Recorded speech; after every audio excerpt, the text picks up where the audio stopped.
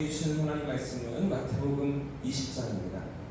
마태복음 20장 29절부터 34절까지의 말씀을 같이 읽겠습니다. 신약성경 마태복음 20장 29절부터 마지막 34절까지의 말씀인데요. 교독해서 한 절씩 읽겠습니다.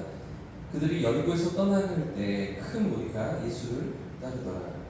맹인 두 사람이 길가에 앉았다가 예수께서 지나가신다 함을 듣고 소리지르 이르되 주여 우리를 불쌍히 여기소서. 다윗의 자손이여 하니 무리가 꾸짖어 잠잠하라 하되 더욱 소리지르러 이르되 주여 우리를 불쌍히 여기소서. 다윗의 자손이여 하는지라. 예수께서 일어서서 그들을 불러 이르시되 너희에게 무엇을 하여 주기를 원하느냐. 이르되 주여 우리 눈뜨기를 원하나이다. 예수께서 불쌍히 여기사 그들의 눈을 만지시니 또 보게 되어 그들이 예수를 따른다. 할렐루야. 우리의 삶에 필요한 은혜로 주님이 찾아오실 줄 믿습니다.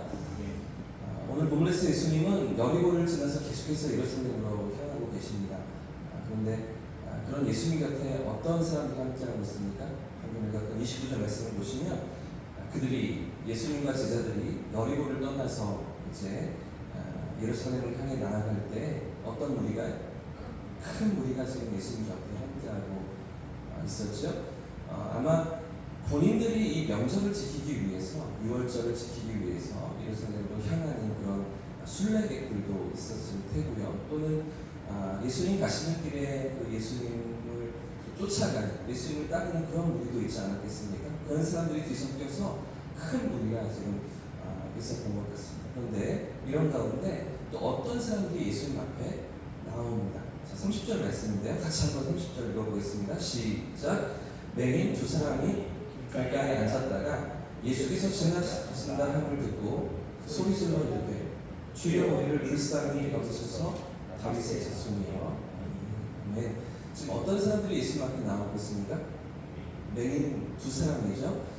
마가복음 11장에도 똑같은 이 사건을 기록하고 있는데요. 마가의 기록에 의하면 이 맹인 두 사람 중에 하나가 바디메오이다라고 분명하게 이름을 기록합니다. 그리고 이들은 거지였다라고 말하는 그렇게 우리에게 알려주고 있는데요. 아마 이 맹인들은 6월절에 예루살렘으로 올라가는 그 순례객들, 그러니까 하나님의 은혜를 구하고 하나님의 그 은혜 앞에 나아가는 그런 사람들에게 손을 내밀면서 도움을 요청하던 그런 사람들이었을 것입니다. 왜 그러냐면 그들이 여리고 마을 안으로 들어가지 못하던 그런 상황이기 때문이죠.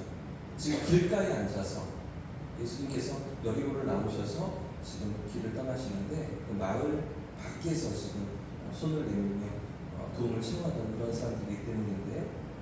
아마 이 마을 공동체에 들어가지 못하고 그 밖에 있어야 됐던 수혈받고 외면받던 그런 사람들이 아닌가 생각되어집니다. 이런 모습은 이어지는 31절에서 우리가 이들을 꾸짖는 행동에서도 우리가 생각해 볼 수가 있죠. 이들을 절대로 환영하지 않습니다. 좋아하지 않습니다. 나무라고 싫어하고 불편해하고 그런 모습들을 우리가 31절에서 보게 되는데 지금 이 두 맹인이 예수님 도우심을 구하면서 길을 막고 서는 거잖아요. 소리 지르면서 예수님 앞에 나오는데 그런 맹인들을 향해서 돌아오는 반응이 무엇입니까? 31절을 보시면 무리가 꾸짖어 잠잠하라 하되 그런데 더욱 소리 질러 이르되 주여 우리를 불쌍히 여기소서. 다윗의 자손이여 하면서 그 예수님 곁에 있던 많은 사람들이 어떻게 행동하고 있습니까? 이 맹인들을 꾸짖잖아요. 책망하고 있는 거죠. 나무라고 있는 거죠. 아주 그 강한 질책을 했다, 책망했다 이런 뜻이 꾸짖었다라는 단어인데요. 지금 예수님께서 얼마나 중요한 일을 앞두고 계시는데 너희가 지금 이렇게 회방을 놓느냐 뭐 이런 것 아니겠습니까?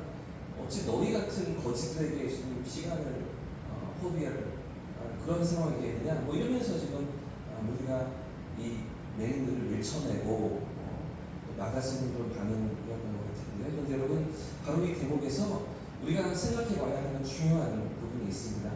여러분 지금 예수님 곁에 있던 큰 무리는 어떤 기대를 갖고서 예수님을 따르고 있었습니까? 비단 지금 제자들만 생각해 보아도 예수님과 전혀 다른 생각이었죠. 예수님은 고난을 받기 위해서 예루살렘으로 올라가시는데 제자들은 누가 더 큰 자, 누가 더 인정받느냐, 누가 더 나은 자리를 얻느냐 이런 것들 때문에 시기하고 질투하면서 싸우고 있었잖아요. 그러니까 제자들은 엉뚱한 지금 생각에 가득 차 있는 거죠.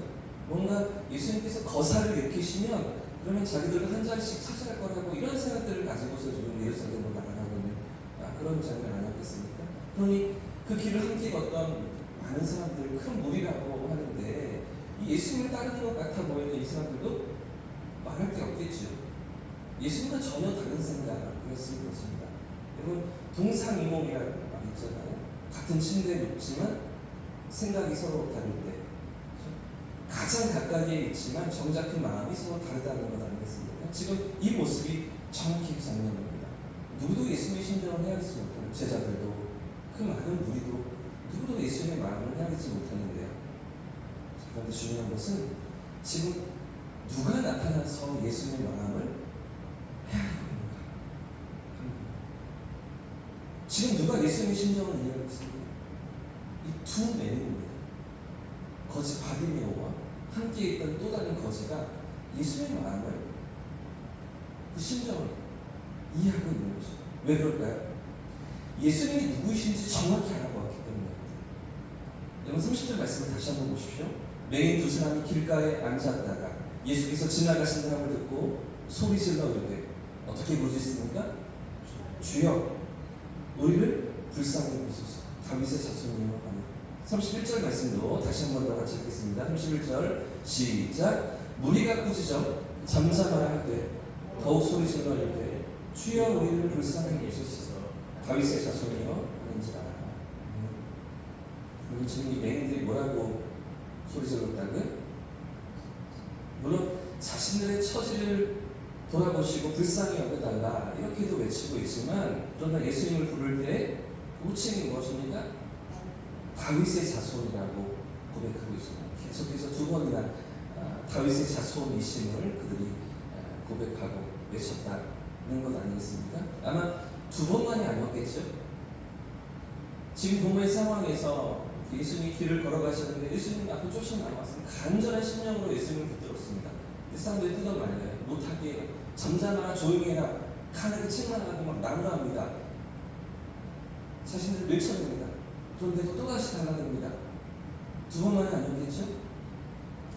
사람들이 말리고 꼬시는데도 못하게 하는데도 그런데도 아랑곳하지 않고 그래도 소리 지르면서 계속해서 예수님 앞에 외치고 있는 그런 이 두 맹인 아니었겠습니까? 그런데 뭐라고 하셨다고요? 예수님을 향해서 다윗의 자손이여 라고 외치는 거죠. 뿐만 아니라 그 앞에 또 하나의 중요한 단어가 있어요. 다윗의 자손이여만 아니라 앞에 뭐라고 고백합니까? 주여, 주님 이렇게 고백하고 있는데 여러분 제자들도 생각해 보십시오.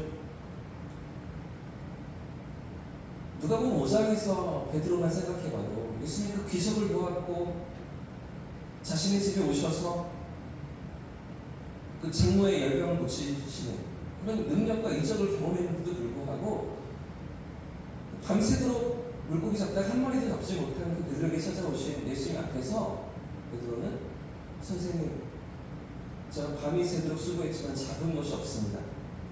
선생님 이렇게 고백하잖아요. 그러나 말씀에 의지해서 그름을 내려보겠습니다. 그 능력을 보았고 이적을 보았는데도 예수를 이미 만났습니다. 제자로 부르심을 받았습니다. 시몬, 바요나 시몬인데 너를 베드로로 하겠다라는 예수님의 이름도 얻었습니다. 주시는 이름도 그가 가졌는데 선생님이 이렇게 고백하잖아요. 지금 이 맹인들은 예수님을 처음 만나고 있습니다. 소문으로만 들었습니다. 그런데도 불구하고 예수님을 향해서 뭐라고 고백하며 나오고 있습니까? 주여 고백하고 있는 거예요. 주님이라고 고백합니다. 그분이 누구신지를 분명히 알고 있는 거죠. 뿐만 아니라 다윗의 자손이여 고백하고 있는 거죠. 다윗의 자손이라는 표현은 우리가 기다렸던 메시아는 당신이십니다. 우리가 그토록 소망하던 메시아가 당신이십니다. 이런 고백 아니겠습니까? 그저 병만 낫게 하시고 우리의 필요만 채워주시는 그런 분이 아니라 그저 특별한 힘을 가지신 그런 랍비이고 선생님이 아니라 구약의 약속된 메시아이심을 구원자이심을 그들은 확실하게 고백하면서 예수님 앞에 나아가고 있는 것입니다. 여러분, 오늘 본문이 우리에게 말해주고 있는 교훈이 무엇일까요?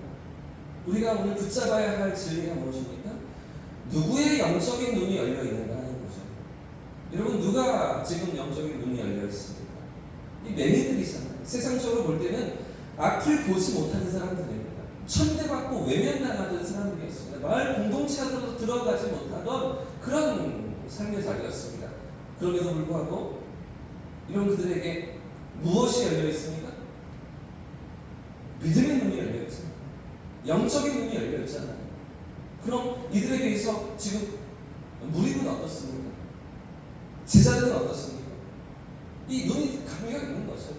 세상적으로는 본다고 이야기하지만, 건강한 눈으로 세상을 보고 사람들을 본다고 이야기하지만 사실은 영적인 눈이 감겨 있는 제자들 아닙니까? 그런 무리들 아닙니까? 방금 전까지도 누가 더 높은 자리를 차지할 것인가로 다투던 이 제자들은 이 눈이 닫혀 있는 거죠. 영적인 세계를 보지 못하고 있는 것입니다. 예수님을 따르던 큰 무리도 마찬가지이죠. 그들은 인간적인 눈으로 예수님을 바라보던 사람들이었습니다. 그래서 예수님을 따르는 듯 싶지만 얼마 지나지 않아서 이 자신들의 기대가 꺾이자 어떻게 돌변하고 맙니까? 예수님을 죽이라고 외치게 되잖아요. 예수님을 십자가에 못 박으라고 외치는 자들이 이 무리이잖아요. 자신의 어떤 욕망대로 예수님을 바라보는 것이죠.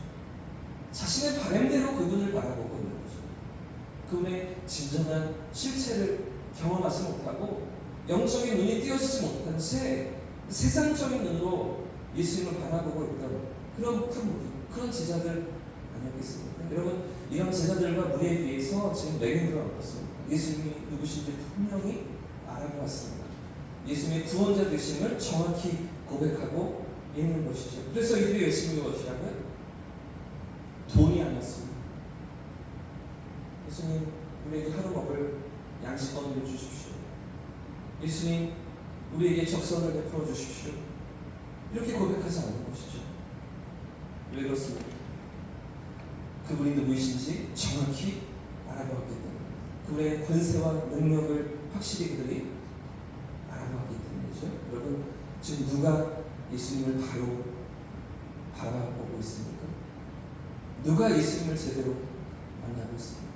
오늘 20장 마지막 대목에서 이 맹인이었던 두 사람과 큰 무리를 대조하면서 오늘 마태는 우리에게 누구의 눈이 열려있는가라고 말하고 있는 것인데요. 여러분, 오늘 우리에게 필요한 것이 무엇일까요? 믿음의 눈인 것 같습니다. 영적인 눈인 것 같습니다. 여러분, 세상을 살아가는 눈도 필요합니다. 바른 판단을 할 수 있는 눈도 필요한 것 같습니다. 그러나 우리에게 더욱 필요한 것이 있다면 주님을 온전히 바라보는 믿음의 눈인 줄 믿습니다. 영적인 눈인 줄 믿습니다. 그래야 하나님을 온전히 바라보는 거죠. 그래야 세상 가운데 하나님의 일하심을 우리가 경험할 수 있는 것 아니겠습니까? 오늘도 이 땅을 살아가면서 세상 사람과 똑같이 우리가 살아가는 것 같지만 그 가운데 하나님의 백성으로 하나님의 일하심을 바라보는 그분의 사람들로 오늘 살아갈 수 있는 것은 믿음의 눈을 들고서 하나님을 바라볼 때, 그분 앞에 우리의 삶이 깨어 있을 때, 영적인 눈이 열려 있을 때, 그때 하나님의 역사가 일어나는 거죠. 여러분, 오늘도 우리의 삶에 이 눈이 열려 있게 달라. 영적인 눈이, 믿음의 눈이 열려 있게 달라. 그래서 주님과 함께 걷는 이 하루가 되게 달라고 기도하는 저와 성도들 되시기를 예수님의 이름으로 축복합니다.